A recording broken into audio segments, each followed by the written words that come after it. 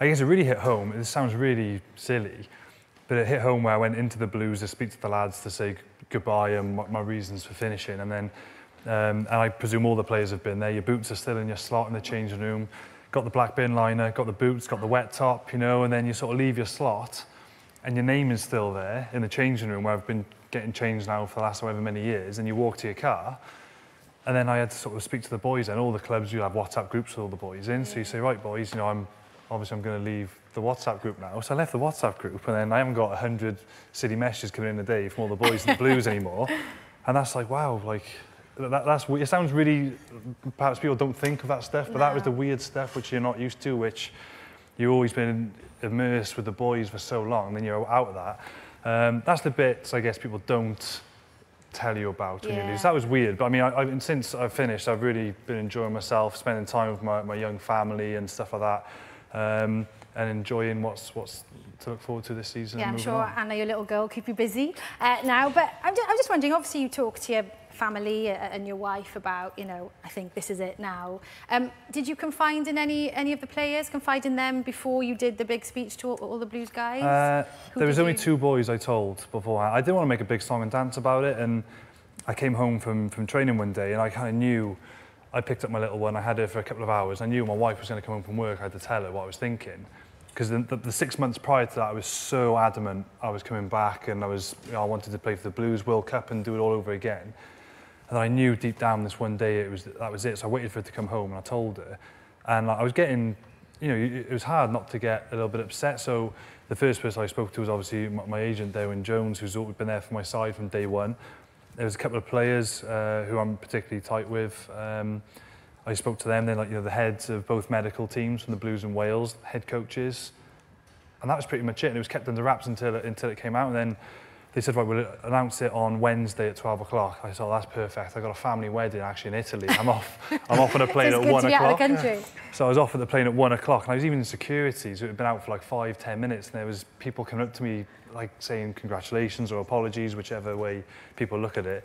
Then you're on the big screen in Heathrow, and I was like, oh my goodness. It's like, so it was quite good timing that I went away and I could get away from it. But I did make sure I took the time to say thanks to everybody who sent a message, which was nice. I knew it was going to be news. I had no idea it was going to be that big a news, you know. So that was quite nicely, you know, really nicely overwhelming. You mean a lot to a lot of people. I kind of look back at the last year, and you've had a long time trying to get yourself back fit and then making that decision, and that's all very taxing in itself. But I guess in hindsight, do you almost wish that you retired after the 3rd test? Because that was that would have been an incredible way to bow out. Not many people have that moment in the sun. Yeah, I can't say I didn't think about it. I mean, at the time I was disappointed. So you were thinking about it then? Well, we didn't win, so I was like, I was still annoyed that we didn't win the series. So I mean, had you won, would it have changed your decision, perhaps?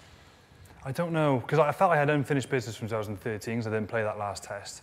So I feel I can't take credit for what happened in that series at all. So I was like, well, I have to get on the 17 Lions tour, and I have to finish a test series. So because I finished that test series, I was really pleased with that. But I still really did want to win one more championship or cup or whatever with the Blues. And I really want to go on one more World Cup. So I've always said, like, the top players in the world, you know, you look at like Brian O'Driscoll and those boys, they've been around at the top for so long, and they've hit multiple Lions tours, multiple World Cups, and they just keep churning out performances. And I've always wanted to be that person, but I think there was a time where I just had to wake up and smell a coffee and thought, you know what, I'm not going to get my body back to the physical condition I need to get it to. And like my game is, I'm not blessed with handling skills and stuff like that. My game is being physical, and if I can't get back to that physical peak I need to get to, I'm just doing myself, that's not me, you know, and I only want to be the best version of me. So I realised I couldn't get back to those heights physically because of my knees and my neck and my history and stuff.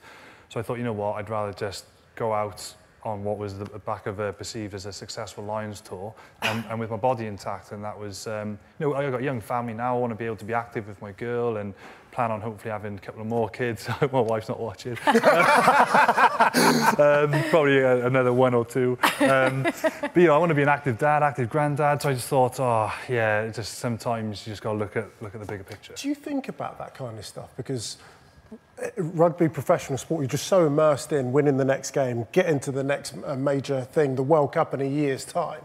Does it really come into the consciousness where you think about how you want to act and behave around your family in 10, 20 years' time? Yeah, it does. I mean, it was never a motivation for me because people say, oh, don't you want to keep playing? My girl's only 2. Do you want to keep playing so she can see you playing? And she's been to a game, but she has no idea, obviously. And I was like, no, that's not the motivation for me, really. I don't know whether you're the same. You've got kids, you know, when you're playing, but when you have kids, it does make you look at life differently. I've always been like that anyway. I've always been quite a deep person, but yeah, I guess it just makes you think that, you know, say like somebody might lose a family member or they start a family. It just makes you realise, for me, and that's where I've always really admired Warren Gatland. Whenever we get into the squad, he'll always say family first, and if things are good at home, then they're going to be good at training.